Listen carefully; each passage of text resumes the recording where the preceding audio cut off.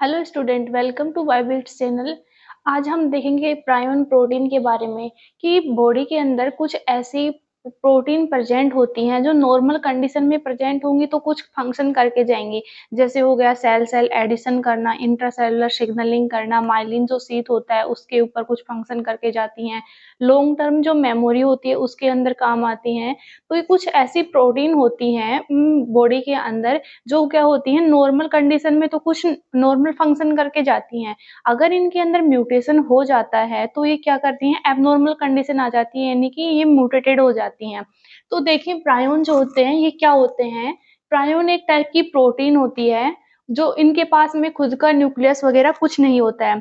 जैसे कि वायरस जो होते हैं, वायरस के पास में खुद का जेनेटिक मटेरियल होता है, कुछ प्रोटीन होती हैं, प्रोटीन कोड भी प्रेजेंट होता है इनके पास में।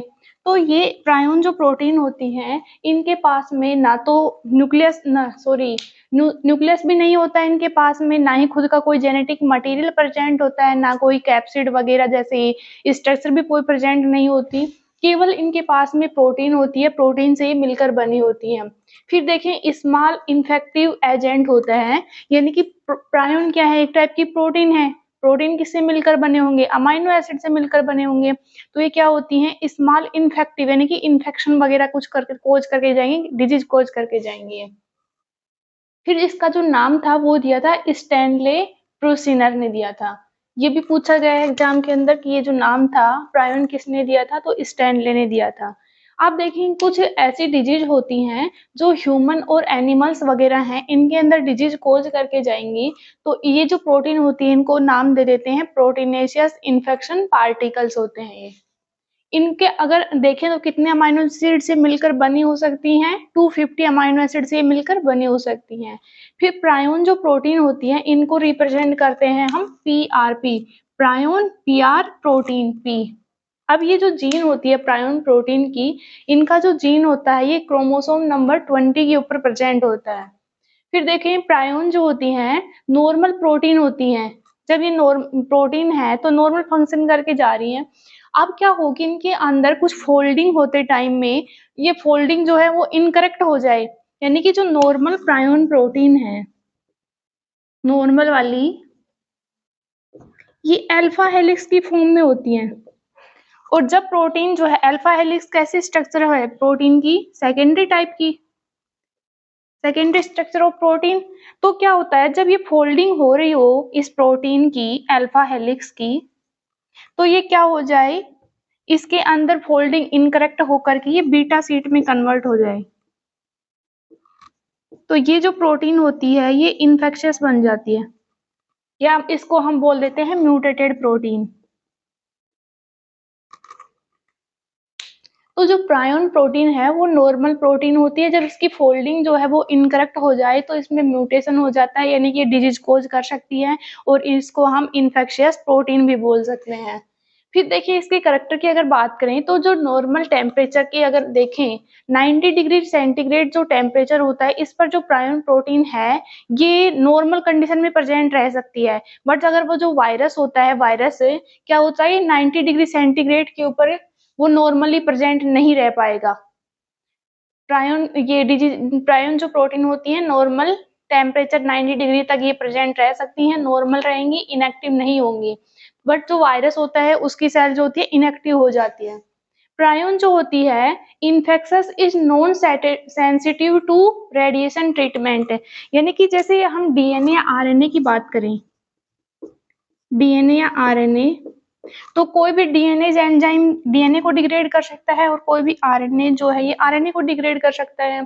तो ये जो प्रायोन प्रोटीन होती हैं इनके ऊपर इस ऐसे कोई भी किसी भी एंजाइम जो है उसका कोई भी इफेक्ट इनके ऊपर नहीं पड़ता। एंजाइम जो है do not effect on prion protein. और जो रेडिएशन की अगर बात करें तो जैसे कि हम देखते हैं जब लाइट आती है तो जो सेल होती है हाईलाइट से सेल जो होती है डैमेज भी हो सकती है। पर जो प्रोटीन होती है इसके अगर ट्रीटमेंट में देखें तो जो हाई टेम्परेचर वाली लाइट जो होती है हाईली रेडिएशन वाली, उसका इस प्रायोन प्रोटीन के ऊपर कोई भी इफेक्ट नहीं पड़ता। ये हो गया फिर देखिए प्रोटीन जो एंजाइम जो होती है do not effect on prion activity, यानी कि जो प्रायोन एक्टिविटी होती है उसके ऊपर किसी भी एंजाइम का इफेक्ट नहीं होता। और डीएनए को डिग्रेड कर सकता है, आरएनए जो है आरएनए के ऊपर इफेक्ट डाल सकता है। फिर कुछ प्रोटीन है जो डीनेचुरिंग एजेंट के द्वारा ये इफेक्ट हो सकती हैं। तो प्रायोन प्रोटीन है, हमने देखा बायोकेमिस्ट्री जब पढ़ते हैं तो उस टाइम पर पढ़ते हैं कि कुछ यूरिया हो गया, फिनोल वगैरह, अगर ऐसे कुछ डीजनरेटिव एजेंट होते हैं जो क्या कर सकते हैं, जो प्रोटीन होती है उसकी स्ट्रक्चर जो होता है उसको चेंज कर सकते हैं। डीनेचर हो जाएगी प्रोटीन तो उसकी जो स्ट्रक्चर होगी वो चेंज हो जाएगी। तो यूरिया और फिनोल जैसे कुछ डीनेचरिंग एजेंट होते हैं जो ये जो प्रोटीन होती है उसकी एक्टिविटी को इफेक्ट कर सकते हैं। अब हम देखेंगे जो प्रायोन है वो कौन कौन सी डिजीज कोज कर सकती है। अब हम देखते हैं कि प्रायोन जो प्रोटीन है वो कुछ डिजीज कोज कर सकती है। कौन कौन सी हैं? Prion cause progressive degeneration of central nervous system.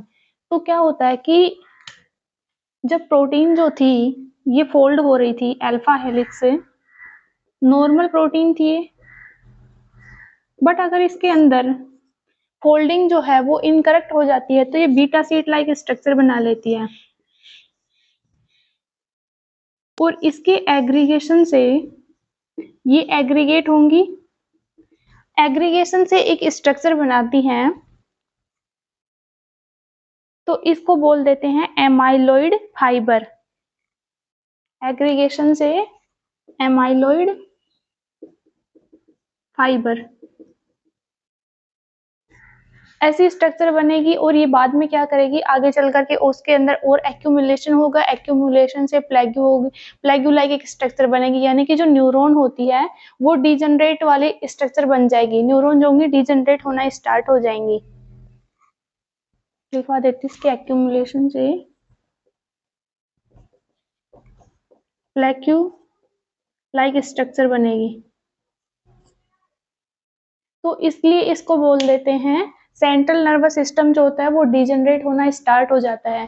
फिर और क्या कर सकती हैं ये डिजीज कोर्स क्या कर सकती हैं, स्पोंजिफॉर्म एनसेफेलोपैथी भी कर सकती हैं। स्पोंजिफॉर्म क्यों बोलते हैं कि इसके अंदर एक वैक्यूल लाइक स्ट्रक्चर बनना स्टार्ट हो जाएगी। वैक्यूल बनेगी कैसे कि ये जो है डिजनरेट होना स्टार्ट होगी न्यूरॉन, जब डिजनरेट हो जाएगी तो इसके अंदर हमें एक स्पोंजी लाइक अपीयरेंस देखने को मिलेगा ऐसे, तो इसलिए इस डिजीज का नाम रख दिया स्पोंजिफॉर्म एनसेफेलोपैथी। इसमें क्या हो रहा है, न्यूरॉन डिजनरेट हो रही है और जो ब्रेन टिश्यू होता है वो हमें देखने को मिलेगा स्पोंजी लाइक अपीयरेंस। फिर देखिए सिप जो है इसके अंदर होती है स्क्रैपिया डिजीज। जब सिप के अंदर प्रायोन प्रोटीन म्यूटेटेड हो जाती हैं तो स्क्रैपिया डिजीज कोज करती हैं।